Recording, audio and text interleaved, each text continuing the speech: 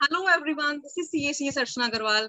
Welcome back to my channel. I hope आप सब अच्छा कर रहे हो एंड आप सब सेफ एंड साउंड हैं।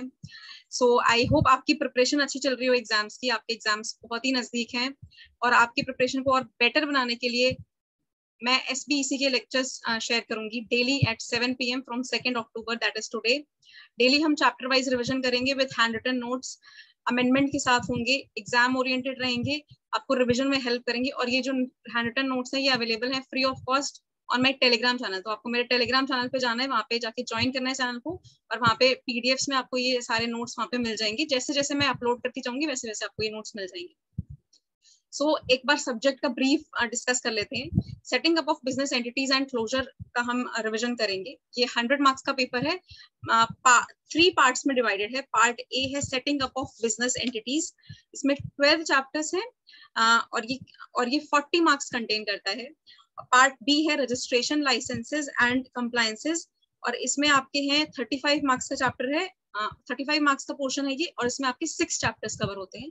पार्ट सी में आपके आते हैं insolvency, winding up and closure of business, और ये 25 मार्क्स का पोर्शन है, इसमें 3 चैप्टर्स हैं। तो ओवरऑल तो पूरा ही कोर्स आपको अच्छे से करना है, बट एक बेटर स्ट्रैटेजी प्रिपेयर करने की ये होती है एग्जाम्स में कि आप वो चैप्टर्स जो कम जो जो सॉरी जो वो चैप्टर्स ज्यादा अच्छे से करें जो कम पोर्शन की है एंड ज्यादा मार्क्स कंटेन करते हैं। फॉर एग्जांपल अगर मैं यहाँ देखूं तो पार्ट बी और पार्ट सी में आपके कम चैप्टर्स हैं कंपैरेटिवली पार्ट ए से, बट वो दोनों मिला के पार्ट बी और पार्ट सी आपका 60 मार्क्स कंटेन करते हैं। पर इसका ये मतलब नहीं है कि पार्ट ए आपको अच्छे से नहीं करना है, पार्ट ए भी इक्वली इंपॉर्टेंस देनी है, बट स्ट्रैटेजी यही होती है कि हर सब्जेक्ट में आप इसी तरह से प्रिपेयर करें। ऐसे ही और सब्जेक्ट्स में भी आपके बाइफर्केशन है कि कौन से चैप्टर्स कितने मार्क्स के हैं या कौन सा पोर्शन कितने मार्क्स के, उनमें कितने चैप्टर्स हैं, उस हिसाब से उसे प्रिपेयर कीजिए। तो आइए चलिए शुरू करते हैं। Chapter number 1 which is lesson number 1, choice of business organisation. Choice of business organisation बोलता है कि बिजनेस शुरू करने से पहले हमें पहले देखना चाहिए कि किस किस तरह के बिजनेस ऑर्गेनाइजेशंस होते हैं और उसमें हमारे नीड्स के हिसाब से, हमारे गोल्स के हिसाब से हमें कौन सा बिजनेस ऑर्गेनाइजेशन सूट करेगा। बहुत सारे बिजनेस फॉर्म्स ऑफ ऑर्गेनाइजेशन होते हैं, जैसे कि sole proprietorship, partnership form, LLPs, section 8 companies, private companies, public companies. पर उस पर डिपेंड ये करता है कि आपके इंडिविजुअल नीड्स के हिसाब से आपको कौन सा सूट करेगा, उस हिसाब से आपको बिजनेस चूज करना है। फॉर एग्जाम्पल अगर आप चाहते हैं कि प्रॉफिट सारे आपके खुद के हों, सारा आपका जो कंट्रोल हो वो आपके पास खुद हो, तो आप सोल प्रोप्राइटरशिप स्टार्ट कर सकते हैं। अगर आप थोड़ा सा मॉडेस्ट बिजनेस शुरू करना चाहते हैं जिसमें आप प्रॉफिट शेयर कर सकते हैं दूसरों के साथ, तो आप पार्टनरशिप फर्म शुरू कर सकते हैं। अगर आप चाहते हैं कि आपकी पार्टनर्स की लाइबिलिटी जो है वो लिमिटेड रहे, तो आप लिमिटेड लाइबिलिटी पार्टनरशिप कर सकते हैं। पार्टनरशिप फर्म में पार्टनर्स की लाइबिलिटी अनलिमिटेड होती है। इसका मतलब ये है कि उनके पर्सनल एसेट्स तक सेल हो सकते हैं अगर कोई नीड आती है ऐसी। बट लिमिटेड लाइबिलिटी पार्टनरशिप में जितना उन्होंने पैसा इन्वेस्ट किया है उसके अलावा उन्हें उनकी पर्सनल लाइबिलिटी कोई भी नहीं होती इस बिजनेस में, अनलेस अगर उन्होंने कोई फ्रॉड किया है इंटेंशनली, तो उनके पर्सनल एसेट्स को सीज किया जा सकता है, अदरवाइज नहीं किया जा सकता। प्राइवेट कंपनीज, पब्लिक कंपनीज, ये सारे फॉर्म ऑफ बिजनेस ऑर्गेनाइजेशन है और इनके हर के अपने एडवांटेजेस हैं, अपने डिसएडवांटेजेस हैं। तो इसीलिए जिसको बिजनेस शुरू करना है उसको अच्छे से मार्केट को एनालाइज करना पड़ता है, सब समझना पड़ता है कि हर बिजनेस ऑर्गेनाइजेशन क्या डिमांड कर रहा है, उसके क्या इम्प्लीकेशंस हैं, क्या कंप्लायंसेस हैं, क्या टैक्स कंप्लायंसेस हैं। इन सबको देखते हुए एक चॉइस करनी पड़ती है, तो इसी के बारे में हम पढ़ेंगे। तो इसमें मेजरली डिवाइड किया गया है, देखिए चार्ट बना हुआ है, टाइप्स ऑफ बिजनेस ऑर्गेनाइजेशंस। इसमें 8 पार्ट्स में डिवाइड किया गया है, which is sole proprietorship, partnership firm, Hindu undivided family, LLPs, section 8 companies, cooperative society, private company and public company. Sole proprietorship क्या होता है? सोल प्रोप्राइटरशिप में एक पर्सन होता है, वो ही सारे एसेट्स ओन करता है, वो ही बिजनेस शुरू करता है, सारे प्रॉफिट्स उसके होते हैं, जो लॉस होता है वो भी ऑब्वियसली उसी का होगा, और उसका जो टैक्सेशन होता है वो पर्सनल स्लैब रेट्स के हिसाब से होता है, जो इंडिविजुअल स्लैब रेट्स होते हैं उस हिसाब से उसका टैक्सेशन होता है। उसका कोई सेपरेट आइडेंटिटी नहीं है, वो अकेला ही बिजनेस शुरू करता है एंड खुद के पैसे डालता है, छोटा बिजनेस शुरू करता है। इसमें आप कोई भी बिजनेस फॉर्म शुरू कर सकते हो। जैसे आप देखते हो आपके जो आसपास जो भी छोटे से छोटे बिजनेस फॉर्म ऑफ ऑर्गेनाइजेशन है, जैसे कि ग्रोसरी शॉप्स हो गए, लॉन्ड्री वाला हो गया, रिपेयर शॉप्स हो गए, जैसे मोबाइल रिपेयर शॉप्स होते हैं, कंसल्टेंसी बिजनेस हो गया, या आपके ब्यूटी पार्लर्स हो गए। These are small kinds of business, और इसमें सोल प्रोप्राइटरशिप को आप सोल प्रोप्राइटरशिप की तरह आप शुरू कर सकते हो उसको। देन नेक्स्ट आता है आपका पार्टनरशिप फर्म। पार्टनरशिप फर्म थोड़ा बड़ा होता है सोल प्रोप्राइटरशिप से। पार्टनरशिप फर्म में आपको मिनिमम 2 पार्टनर्स चाहिए शुरू करने के लिए, 2 पार्टनर्स, और मैक्सिमम आपके 50 पार्टनर्स तक जा सकते हैं। इसमें आप प्रॉफिट्स शेयर करते हो, जॉइंटली एंड सेवरली प्रॉफिट्स और लॉसेस शेयर कर सकते हो, और जो कैपिटल भी होता है वो कैपिटल सब अपने पार्टनर्स मिलके लाते हैं। इनका प्रॉफिट शेयरिंग रेशियो डिसाइडेड होता है पार्टनरशिप डीड में। उसमें डिसाइड किया जाएगा कि प्रॉफिट होगा तो किस रेशियो में बटेगा सारे पार्टनर्स में, लॉस होगा तो किस रेशियो में बटेगा। प्रॉफिट लॉस की रेशियो सेम ही होती है। पार्टनरशिप डीड क्रिएट की जाती है, उसमें सारे क्लॉजेस लिखे जाते हैं कि क्या नेम्स होंगे पार्टनर्स के, उनके डिटेल्स, उनके प्रॉफिट शेयरिंग रेशियो, क्या बिजनेस करेगी पार्टनरशिप फर्म, ये सारी डिटेल्स पार्टनरशिप डीड में मेंशन होती है, और ये रजिस्टर कराना पड़ता है। पार्टनरशिप फर्म बाय ओरली भी एग्जिस्टेंस में आ जाती है अगर जैसे पार्टनरशिप बनने के बाद, but obviously it is suggested कि अगर आप उसे रजिस्ट्रेशन कराते हैं तो वो बेटर रहेगा, क्योंकि तब आप अच्छे से वो एक रजिस्टर हो गया है, एंड आप अच्छे से उसको अगर कोई भी इन फ्यूचर कोई भी डिस्प्यूट आता है तो उसको रिजॉल्व किया जा सकता है easily without any issues. Then next है आपका Hindu undivided family. Hindu undivided family में क्या होता है कि जो फैमिली होती है, जो हिंदू लॉ के हिसाब से, जैसे जो आपकी फैमिली है, जो फैमिली के मेंबर्स हैं, ये HUF बना सकते हैं। HUF बनाने के बहुत सारे फायदे होते हैं कि टैक्स में सेविंग हो जाता है। आप सारे जो एसेट्स हैं वो HUF में पूल कर सकते हैं। HUF जो टैक्स रिटर्न फाइल करेगी वो सेपरेटली करेगी अपने मेंबर से, उसके रिटर्न्स उसके मेंबर से सेपरेट होंगे, और ये सेव कर सकती है टैक्सेस बाय क्रिएटिंग HUF। इसमें जो मेंबर्स होंगे वो सारे फैमिली के मेंबर्स होते हैं, और इसमें एक जो होता है वो कर्ता होता है, वो is the head of the HUF। Then next is limited liability partnership. Limited liability partnership as a name suggest, इसमें लायबिलिटी जो होती है पार्टनर्स की वो लिमिटेड होती है, अनलाइक पार्टनरशिप फर्म जिसमें लायबिलिटी अनलिमिटेड होती है। लिमिटेड लायबिलिटी का मतलब ये है कि आपके अगर कोई भी डिस्प्यूट आता है या कोई प्रॉब्लम आती है तो आपको पर्सनल एसेट्स लाने की जरूरत नहीं है। आपने जितना इन्वेस्ट किया है उतना ही इनफ है। उसके अलावा आपको खुद के एसेट्स लाने की जरूरत नहीं है कोई भी। और LLP जो है, ये आप LLP एक्ट के तहत रजिस्टर कराते हो। LLPs और कंपनीज जो होती है, इनका जो डेटा होता है वो MCA पे अवेलेबल होता है पब्लिकली। आप एक बहुत ही नॉमिनल फी, जैसे कंपनीज के लिए 100 है एंड LLPs के लिए 50 है, एक नॉमिनल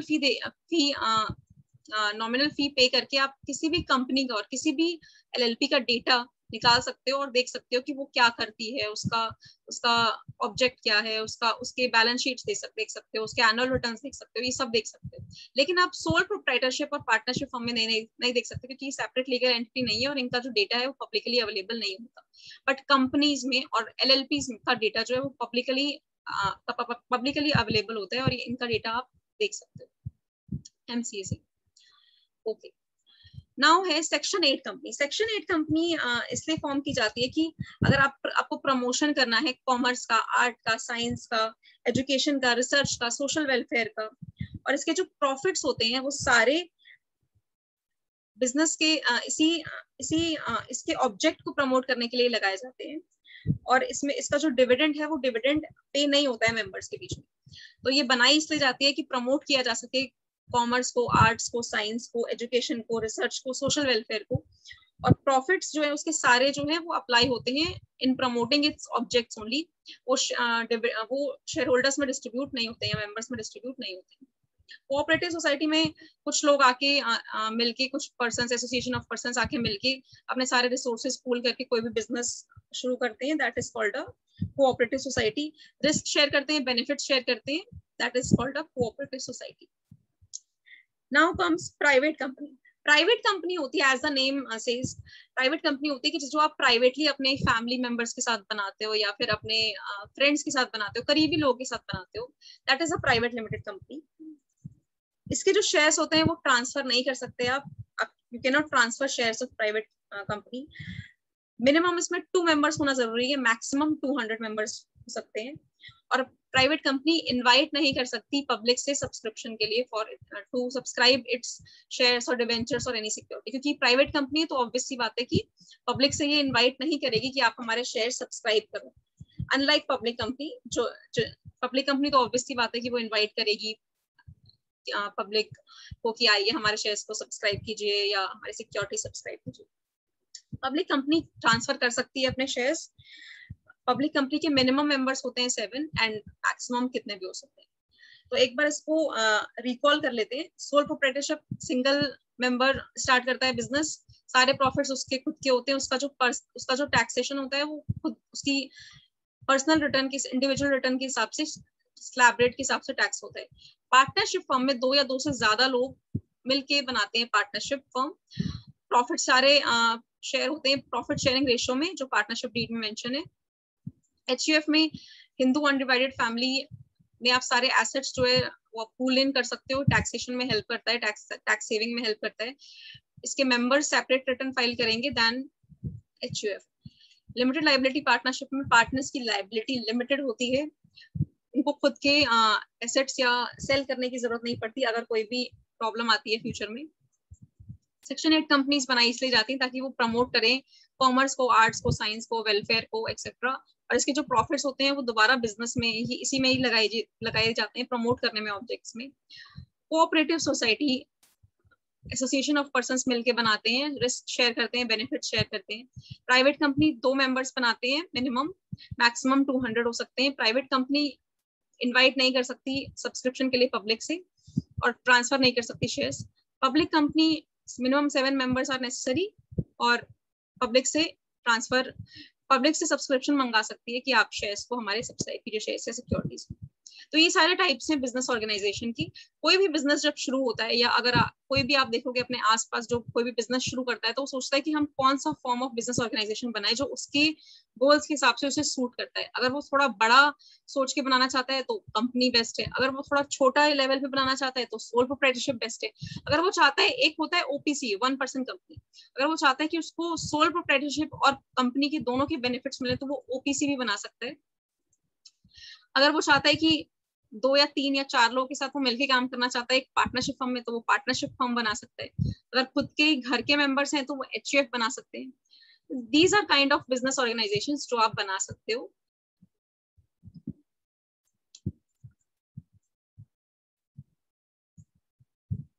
नेक्स्ट है आपका factors governing decisions for suitable form of organisations. कौन से फैक्टर्स हैं जो हमें गाइड करते हैं कि हम कौन सा बिजनेस ऑर्गेनाइजेशन चूज करें। नाउ ये क्वेश्चन आपका एग्जाम में आ जाता है तो आपको ये अच्छे से करना है। चैप्टर 1 आपका सबसे छोटा पोर्शन है पूरे सिलेबस का, बट ये आपका बेस डेवलप करता है। अगर आपका ये सेट हो जाएगा तो आगे के चैप्टर्स आपको इजीली समझ आएंगे और बहुत अच्छे लगेंगे। इसलिए चैप्टर 1 को अच्छे से कीजिए। और ये एक बार मैं फिर से बोल दूं, अगर आपने मिस कर दिया, कि ये नोट्स जो है आपको मेरे टेलीग्राम चैनल पे मिल जाएंगे, फ्री ऑफ कॉस्ट है, आप डाउनलोड कर सकते हैं वहां जाके। सब्सक्राइब कर देना चैनल को, और यूट्यूब पे भी मैं लिंक डाल दूंगी, यहाँ पे भी चैनल को सब्सक्राइब कर देना, और यहाँ पे भी आपको लिंक मिल जाएगी नोट्स के लिए। ठीक है। और अगर आपको कोई भी क्वेरी आती है रिगार्डिंग नोट्स और एनीथिंग और रिगार्डिंग प्रिपरेशन, तो आप मुझे कमेंट सेक्शन में भी पूछ सकते हो, नहीं तो आप मुझे टेलीग्राम पे मैसेज कर सकते हो या फिर इंस्टाग्राम पे भी मैसेज कर सकते हो। ठीक है। चलिए, factors governing decisions for suitable form of organisation. तो कौन से फैक्टर्स हैं जो गवर्न करते हैं for deciding suitable form of business organisation. सबसे पहला है आपका nature of business activity. Nature of business activity में ये बोलता है कि आपको देखना है कि आप कौन सा बिजनेस एक्टिविटी शुरू कर रहे हो, कौन सा बिजनेस एक्टिविटी स्टार्ट करना चाहते हो, और उस हिसाब से आपको डिसाइड करना है। फॉर एग्जाम्पल, अगर आपको पार्लर खोलना है, एक ब्यूटी पार्लर खोलना है, तो सोल प्रोप्राइटरशिप बेस्ट है। अगर आप लॉन्ड्री शॉप खोलना चाहते हो, आप रिपेयर शॉप खोलना चाहते हो, आप कंसल्टेंसी खोलना चाहते हो, ये सारे जो छोटे छोटे बिजनेसेस हैं, इसमें सोल प्रोप्राइटरशिप बेस्ट है। अगर आप थोड़ा सा बड़ा सोचना चाहते हो, जहाँ पे आप शेयर कर सकते हो प्रॉफिट्स को, आप चाहते हो कि सारा लोड आप पे खुद ना आए, क्योंकि सोल प्रोप्राइटरशिप में सारा जो लोड है वो सोल प्रोप्राइटर पे ही आ जाता है। तो अगर आप चाहते हो कि पार्टनरशिप फर्म आप क्रिएट कर सकते हो। अगर आप चाहते हो कि दो से ज्यादा लोग शेयर करें प्रॉफिट्स भी, और बिजनेस लोड भी कम हो जाएगा, रिस्पॉन्सिबिलिटीज भी बढ़ जाएंगी। एक पार्टनर ने एक डिवीजन देख लिया, दूसरे पार्टनर ने दूसरी रिस्पॉन्सिबिलिटी देख ली, तो आप पार्टनरशिप फर्म खोल सकते हो। अगर आप थोड़ा और बड़ा सोचना चाहते हो, कि लॉन्ग टर्म के लिए सोचना चाहते हो, तो आप कंपनी खोल सकते हो। जैसे कि कंपनी में आते हैं आपके मल्टीपल शॉप्स, जो सुपर बाजार है, ये सारे company form of business organisation है, क्योंकि ये लंबे टाइम के लिए एग्जिस्ट करते हैं और इसमें स्केल ऑफ ऑपरेशन भी बड़ा है। इसमें इतने एम्प्लॉयज होते हैं, इतना कैपिटल इन्वॉल्व होता है, इतने सारे प्रोडक्ट्स होते हैं इनके, तो इसलिए इसमें कंपनी खोलना जरूरी हो जाता है। ठीक है, ओपीसी खोल सकते हो आप, 1% कंपनी। ये कंबाइन करता है बेनिफिट्स प्रोप्राइटरशिप और कंपनी के। नाउ सोल प्रोप्राइटरशिप और पार्टनरशिप, इनमें आपकी अनलिमिटेड लाइबिलिटी होती है, ये हमने ऑलरेडी डिस्कस कर लिया है। बट सोल प्रोप्राइटरशिप और पार्टनरशिप में अनलिमिटेड लाइबिलिटी होती है। इसका मतलब है कि आपको खुद के एसेट्स भी लाने पड़ सकते हैं अगर जरूरत पड़े तो। ठीक है, इसका मतलब है आपने एक बार पैसा लगाया, उसके बाद अगर आपका लॉस हो गया या कुछ क्रेडिट है, कुछ लोन्स हैं, तो आपको खुद के पैसे लगाते जाने पड़ेंगे जब तक कि वो रिजॉल्व ना हो जाए। वेयर एज जो एलएलपी है या फिर कंपनीज है, लिमिटेड लाइबिलिटी पार्टनरशिप या फिर कंपनीज, वहां पे आपको खुद का पैसा लगाने की ज्यादा जरूरत नहीं पड़ती। जो आपने इनिशियल कैपिटल इन्वेस्ट कर दिया, दैट इज गुड। उसके बाद आपको खुद का बार बार लाने की जरूरत नहीं पड़ती। आप लाना चाहते हो ला सकते हो, but you are not obliged कि आपको लाना ही पड़े। ठीक है, अगर इंटेंशनली आपने कोई फ्रॉड किया या इंटेंशनली अगर आप डिसीव करना चाहते हो, तो उन केसेस में आपको लाना पड़ सकता है। बट अदरवाइज एलएलपीज में और कंपनीज में आपको लाना नहीं पड़ेगा खुद का पैसा। कंपनीज जो है वो रेज भी कर सकती हैं कैपिटल थ्रू क्रेडिट्स या फिर लोन्स, उनको इजीली लोन्स सैंक्शन हो जाते हैं, जो सोल प्रोप्राइटरशिप और पार्टनरशिप में इतना इजीली नहीं होते, क्योंकि उसमें वो चेक करते हैं बैंक्स या फाइनेंशियल इंस्टीट्यूशंस की आपका कैसा बिजनेस है, कैसी आपकी रैंकिंग है, क्या प्रोडक्ट सेल करते हो, कितना आपके पास, कितना आपका बैंक बैलेंस कितना है, एंड ऑल ऑफ दैट, ये सब चीजें वो चेक करते हैं। Now next comes scale of operations. Scale of operation बोल रहा है कि किस स्केल का आप बिजनेस शुरू करना चाहते हो, उस हिसाब से डिसाइड करो कि कौन सा बिजनेस आप स्टार्ट करोगे। स्केल ऑफ ऑपरेशंस में सबसे इंपॉर्टेंट है ये क्लासिफिकेशन ऑफ एमएसएमई। आपने बहुत बार ये नाम सुना होगा एमएसएमई। एमएसएमई बोला जाता है micro small and medium enterprises को गवर्न करता है एमएसएमई डेवलपमेंट एक्ट 2006 के द्वारा। और इसमें डिफाइन किया गया है माइक्रो स्मॉल मीडियम एंटरप्राइजेस का मीनिंग क्या है। तो इसका मीनिंग ये है कि माइक्रो एंटरप्राइज तब बोली जाएगी अगर इन्वेस्टमेंट प्लांट एंड मशीनरी और इक्विपमेंट में अप टू 1 करोड़ तक है और टर्नओवर अप टू 5 करोड़ तक है। Micro enterprise investment up to 1 crore, turnover up to 5 crore. Small enterprise investment up to 10 crore, turnover up to 50 crore. और medium enterprise investment up to 50 crore, turnover up to 250 crore. दोबारा देख लेते हैं। माइक्रो एंटरप्राइज में इन्वेस्टमेंट होती है up to 1 crore, turnover 5 crore. Small enterprise में investment होती है 10 करोड़, टर्नओवर होता है 50 करोड़ तक। मीडियम एंटरप्राइज में इन्वेस्टमेंट 50 करोड़ और टर्नओवर 250 करोड़। नाउ इसका मतलब ये है कि अगर कोई एंटरप्राइज है जिसका टर्नओवर 50 लाख है, ठीक है, ध्यान से देखना, टर्नओवर है 50 लाख, सॉरी इन्वेस्टमेंट है 50 लाख, इन्वेस्टमेंट है 50 लाख और टर्नओवर है 10 करोड़, तो वो किस में आएगा? इन्वेस्टमेंट है 50 लाख और टर्नओवर है 10 करोड़, तो वो किस में आएगा? वो आएगा स्मॉल एंटरप्राइज में, क्योंकि इन्वेस्टमेंट है आपका 50 लाख, ठीक है, वो माइक्रो एंटरप्राइज में कवर हो जाता है। बट अगर टर्नओवर देखें, टर्नओवर मैंने बोला 10 करोड़, 10 करोड़ तो माइक्रो एंटरप्राइज में नहीं आएगा क्योंकि वो बोल रहे हैं 5 करोड़ तक ही है, इसलिए ये स्मॉल एंटरप्राइज में चला जाएगा। अगर कोई भी एक कंडीशन से वो एक्सीड कर जाता है तो वो नेक्स्ट लेवल पे चला जाएगा। सिंपल सा मतलब ये है। फॉर एग्जाम्पल अगर मैं कहूँ कि इन्वेस्टमेंट चाहिए 10 लाख और टर्नओवर मुझे चाहिए 100 करोड़, तो ये आपका चला जाएगा मीडियम एंटरप्राइज, क्योंकि इसमें हमारा जो स्मॉल एंटरप्राइज से भी टर्नओवर एक्सीड कर गया है। तो इस हिसाब से हमें ये देखना है। और सपोज मैं कहूँ आपका इन्वेस्टमेंट होना चाहिए 2 करोड़ और टर्नओवर होना चाहिए 8 करोड़, तो ये आएगा स्मॉल एंटरप्राइज में, क्योंकि इसमें दोनों ही जो है वो स्मॉल एंटरप्राइज में कवर हो रही है। पर अगर कोई भी एक कंडीशन का ब्रीच हो जाता है तो वो नेक्स्ट लेवल पे चला जाता है। फॉर एग्जाम्पल एक दूसरा एग्जाम्पल लेते हैं। आपका इन्वेस्टमेंट है 8 करोड़ और टर्नओवर है आपका 100 करोड़। इन्वेस्टमेंट है 8 करोड़ और टर्नओवर है आपका 100 करोड़, ये आएगा मीडियम एंटरप्राइज में, ठीक है, क्योंकि इन्वेस्टमेंट मैंने टर्नओवर लिया है 100 करोड़ और वो स्मॉल एंटरप्राइज टर्नओवर लेता है 50 करोड़ तक, तो इस हिसाब से हमें देखना है। और अगर मीडियम एंटरप्राइज से भी एक्सीड कर जाता है, सपोज 50 करोड़ और 250 करोड़ से भी ज्यादा हो जाता है, तो वो लार्ज एंटरप्राइज में चला जाएगा। सिंपल है, इजी है, आप करेंगे तो हो जाएगा। इसको लर्न आप ऐसे कर सकते हैं कि आपने इन्वेस्टमेंट याद कर लिया और नीचे 110 50 टर्नओवर से आप इंटू 5 कर सकते हैं। ऐसे ही हमने भी लर्न किया, इन्वेस्टमेंट में 110 50 और टर्नओवर में 5 50 250 इंटू 5 कर देना है। नाउ स्केल ऑफ ऑपरेशंस में वो बोलता है कि अगर आप स्मॉल स्केल ऑफ ऑपरेशंस रखना चाहते हो, छोटा रखना चाहते हो, तो आप सोल प्रोप्राइटरशिप कर सकते हो, क्योंकि सोल प्रोप्राइटरशिप बहुत ही इजी है, खुद का ही बिजनेस है, खुद शुरू कर लिया, खुद बंद कर दिया, बहुत ही इजी है स्टार्ट करना, इजी है बंद करना। छोटा बिजनेस ऑर्गेनाइजेशन है, जैसे कि हमने एग्जांपल्स डिस्कस कर लिए हैं, लॉन्ड्री शॉप्स हो गए, रिपेयर शॉप्स हो गए, पार्लर शॉप्स हो गए, टेलरिंग बिजनेस हो गए, ये सारे सोल प्रोप्राइटरशिप हैं। या फिर ओपीसी भी कर सकते हो, 1% कंपनी, जिसमें सोल प्रोप्राइटरशिप और कंपनी के बेनिफिट्स दोनों के मिला दिए जाते हैं, और ओपीसी में जो होता है वो सेपरेट एंटिटी हो जाता है फिर, क्योंकि उसमें कंपनी के बेनिफिट्स भी आ गए और कंपनी तो सेपरेट लीगल एंटिटी होता है। नाउ अगर आप मॉडेस्ट फॉर्म ऑफ ऑर्गेनाइजेशन करना चाहते हो, कि थोड़ा सा बड़ा करना चाहते हो उस प्रोप्राइटरशिप से, तो आप पार्टनरशिप कर सकते हो। पार्टनरशिप में आप शेयर करोगे अपने profits and losses other partners के साथ, आपकी रिस्पॉन्सिबिलिटीज शेयर हो जाएंगी। पार्टनरशिप आप पार्टनरशिप एक्ट के द्वारा उसको फॉर्म कर सकते हो। पार्टनरशिप डीड लगेगा आपको, बहुत ही इजी है पार्टनरशिप डीड क्रिएट करना। पार्टनरशिप स्टार्ट करना भी बहुत इजी है, थोड़ा सा लेंदी है सोल प्रोप्राइटरशिप से, बट कंपैरेटिवली इजियर है कंपनी से। लेकिन अगर आप थोड़ा सा लार्ज करना चाहते हो, large form of business organisation करना चाहते हो, तो कंपनी इज द बेस्ट। ठीक है, इस चॉइस ऑफ बिजनेस ऑर्गेनाइजेशन के बाद आपको पूरा एक ओवरऑल आइडिया हो जाएगा कि हर चॉइस ऑफ बिजनेस ऑर्गेनाइजेशन जो है वो क्या कहता है, उसके क्या इम्प्लीकेशंस हैं। ये आपको, जैसे अभी तक ही आपको आइडिया हो गया होगा कि सोल प्रोप्राइटरशिप जो है वो सिंगल पर्सन बनाता है, खुद ही के प्रॉफिट्स होते हैं, उसके खुद ही के लॉसेस होते हैं, अनलिमिटेड लाइबिलिटी होती है। लिमिटेड लाइबिलिटी पार्टनरशिप में भी अनलिमिटेड लाइबिलिटी होती है, लेकिन वो जो होती है वो लंबे समय के लिए होती है। सॉरी, लिमिटेड लाइबिलिटी पार्टनरशिप में भी लिमिटेड लाइबिलिटी होती है पार्टनर्स की, लेकिन it is for a longer term, आप लंबे टाइम के लिए बनाना चाहते हो, that is LLP. Partnership firm partners के साथ मिलकर बनाते हैं, अनलिमिटेड लाइबिलिटी होती है, प्रॉफिट शेयर कर सकते हैं, रिस्पॉन्सिबिलिटीज डिवाइड कर सकते हैं।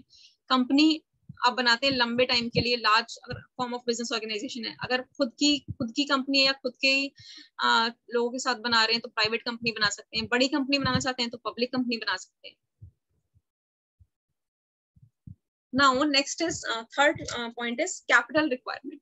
कैपिटल रिक्वायरमेंट आपको कैसा लगेगा? अगर आप, ऑब्वियस सी बात है, अगर आप कंपनी बनाना चाहते हैं तो कैपिटल आपको थोड़ा ज्यादा लगेगा as compare to sole proprietorship या फिर पार्टनरशिप, क्योंकि कंपनी में हैवी इन्वेस्टमेंट चाहिए होते हैं, और अगर आप पब्लिक कंपनी खोलना चाहते हैं तो और ज्यादा इन्वेस्टमेंट लगेगा।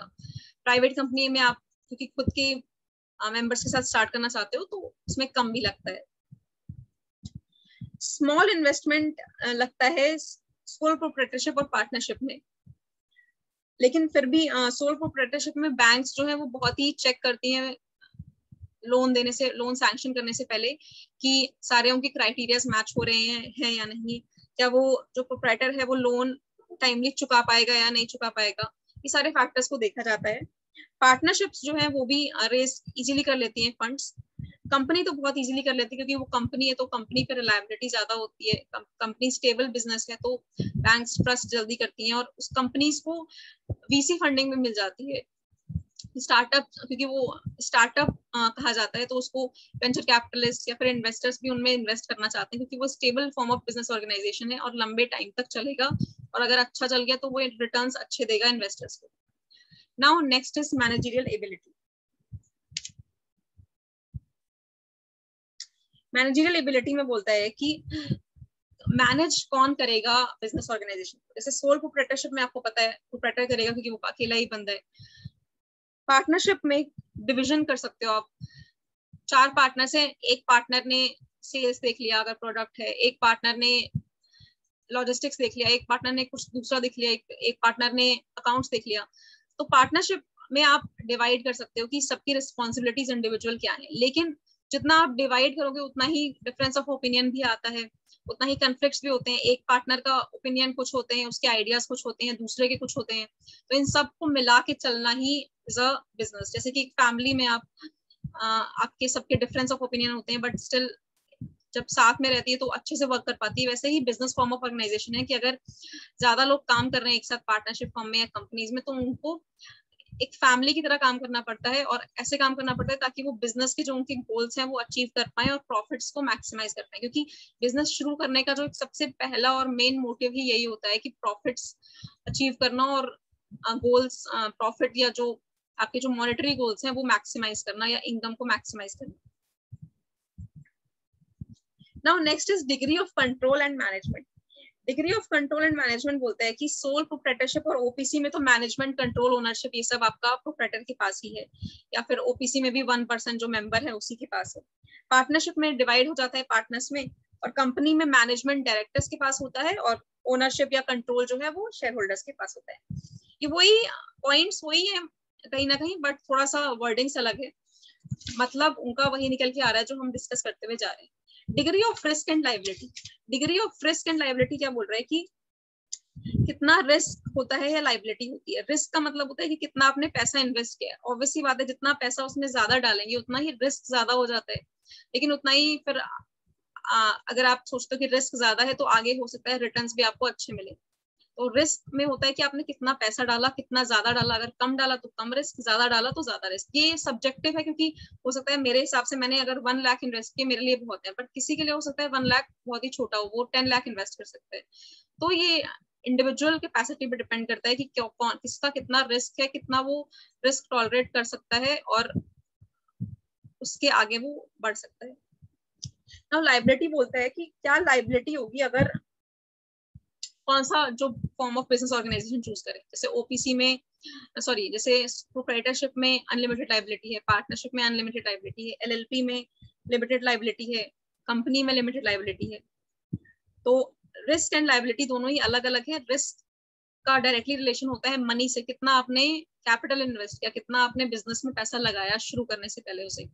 और लायबिलिटी होता है कि कितना आप लाइबल होंगे अगर आगे जाके आपको बिजनेस को कंटिन्यू रखना है, आप कितना उसके लिए लाइबल हो सकते हैं।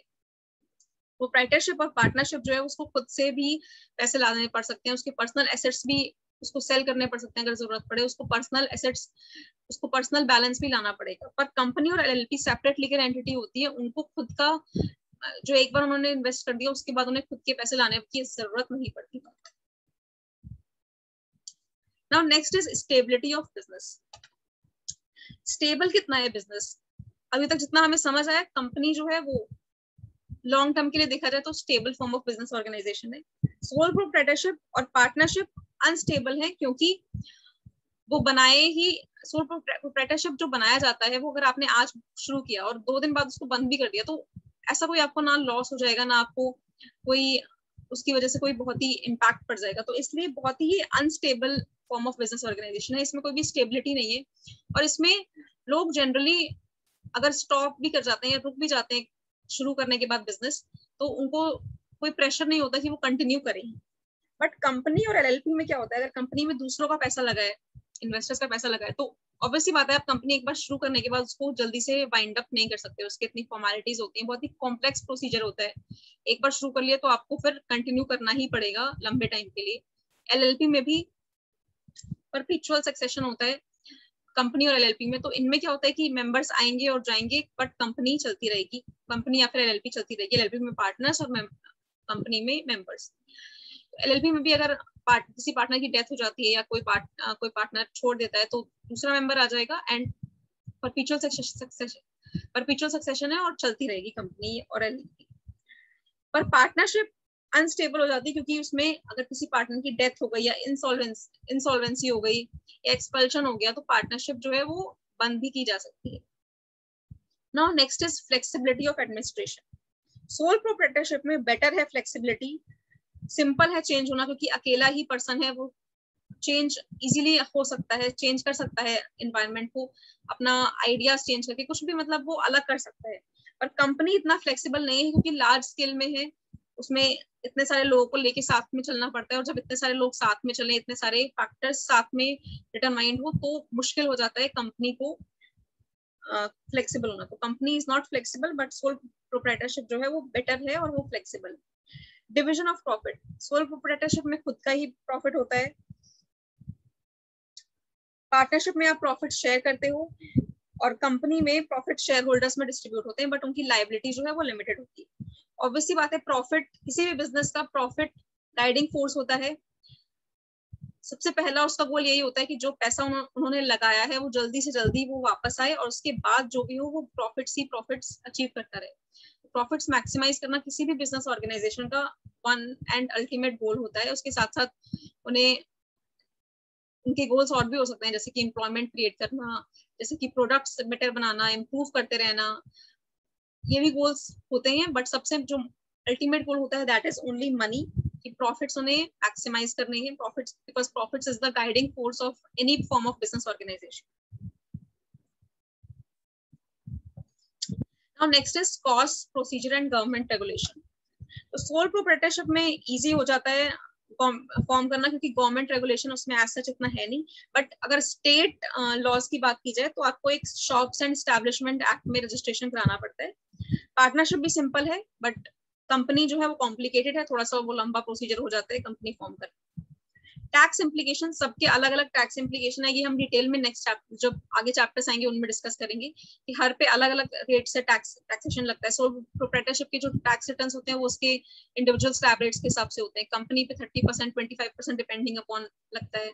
LLPs, पार्टनरशिप फॉर्म, इन सब के जो टैक्सेशन होते हैं वो अलग अलग रेट्स और अलग अलग में डिवाइड, अलग अलग तरीके से होते हैं। तो ये हम जब हम करेंगे तब हम डिस्कस करेंगे।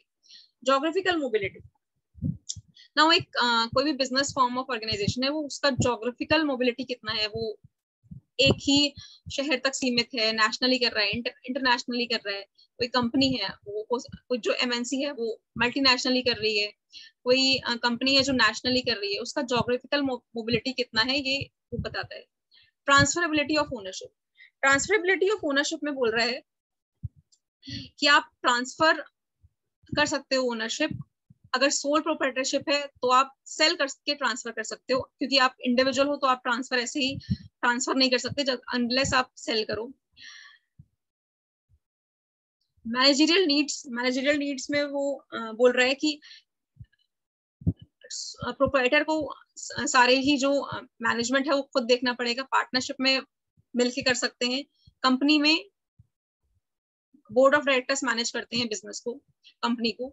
सीक्रेसी बोल रहा है, सीक्रेसी में आपका आ जाता है, सो सीक्रेसी में आपका प्रोप्राइटरशिप एंड सीक्रेसी में आपका कंपनी एंड LLP, ये secretive form of business organisation नहीं है, क्योंकि आपका जो डेटा है वो अवेलेबल होता है MC की वेबसाइट पे पब्लिकली, और उसको कोई भी उसको नॉमिनल फी देके, जैसे कि मैंने बताया 100 या 50 देके उसको कोई भी एक्सेस कर सकता है और आपकी कंपनी और LLP के बारे में जान सकता है। पर अगर हम बात करें सोल प्रोप्राइटरशिप या फिर पार्टनरशिप की, तो उसका जो डेटा होता है वो सीक्रेटिव होता है, वो पब्लिकली अवेलेबल नहीं होता। इंडिपेंडेंस सोल प्रोप्राइटरशिप में है, कंपनी में इंडिपेंडेंस इतना नहीं है, सोल प्रोप्राइटरशिप में ज्यादा है। पार्टनरशिप में भी इतने पार्टनर्स मिलके हो जाते हैं तो इतना इंडिपेंडेंस और फ्लेक्सिबिलिटी नहीं है। तो ये सारे हमने देखे 16 points choice of business organisation के, या फिर factors governing for suitable form of business organisation. 16 points है, पर अगर ये क्वेश्चन आता है तो आप 8 to 10 पॉइंट्स लर्न करके जाइएगा। 8 to 10 पॉइंट्स गुड इनफ है, प्रोवाइडेड कि आप इसको अच्छे से एक्सप्लेन करें। अच्छा, ये जो नोट्स हैं कि सिर्फ पॉइंट्स फॉर्म में, इसमें जो ऑब्वियसली मैंने जो आपको एक्सप्लेन किया है ये आपको अपने वर्ड्स में थोड़ा एक्सप्लेन करना पड़ेगा। आप ऐसे ही नहीं कि आपने सिर्फ ये 8 पॉइंट्स हेडिंग्स डाल दिए और आप लिख के आ गए, फिर आपको मार्क्स कम मिलेंगे, क्योंकि आपने उनको एक्सप्लेन नहीं किया। तो इनको हर हेडिंग को आपको एक्सप्लेन करना है, जैसे कि मैंने आपको अभी साथ ही साथ किया। तो एक बार दोबारा देख लेते हैं। Nature of business activity, scale of operations, capital requirements, managerial ability, degree of control and management, degree of risk and liability, stability of business, flexibility of administration, division of profit, cost, procedure and government regulation, tax implication, geographical mobility, transferability of ownership, managerial needs, secrecy, independence. Now next comes company as a choice of business organization for startups. तो जो startups होते हैं वो company choose करते हैं as a form of business organisation, क्योंकि उसके फायदे ये होते हैं कि उनको इन्वेस्टमेंट अच्छे से मिल जाता है बिना किसी ज्यादा दिक्कत के, क्योंकि इन्वेस्टर्स ट्रस्ट करते हैं अगर कंपनी फॉर्म में बिजनेस ऑर्गेनाइजेशन हो। एक बार फीचर्स देख लेते हैं private company, LLPs, partnership form, soul proprietorship और 1% कंपनी के। प्राइवेट लिमिटेड कंपनी बोलता है कि बिजनेस रेजिंग फंडिंग में आपको इजीली फंडिंग मिल जाती है। लिमिटेड लायबिलिटी होती है, जैसे कि हमने डिस्कस किया कि कंपनी में लायबिलिटी लिमिटेड होती है मेंबर्स की। स्टार्टअप कॉस्ट बहुत ही मिनिमल लगता है, क्योंकि कंपनी है तो कंप्लायंस ज्यादा लगते हैं कि आपको रिटर्न्स फाइल करने होते हैं एनुअली टैक्स कंप्लायंस करने होते हैं, बहुत सारे कंप्लायंसेस करने होते हैं एनुअली जो आपको देखने पड़ते हैं। और कुछ एडवांटेजेस हैं, few tax advantages are also there, अगर आप उस लिमिट्स में आते हो, जो हम आगे डिस्कस करेंगे डिटेल में जब करेंगे। तो ये है फीचर्स प्राइवेट लिमिटेड कंपनी के। एलएलपी के क्या फीचर्स हैं?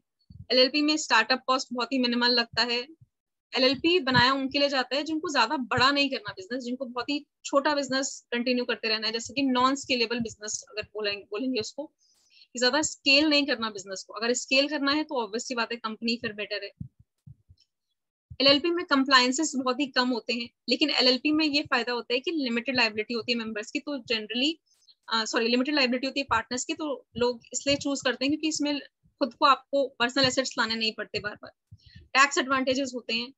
नंबर ऑफ पार्टनर्स, आप कितने पार्टनर्स के साथ मिलके बनाना चाहते हो एलएलपी, वो आप देख सकते हो।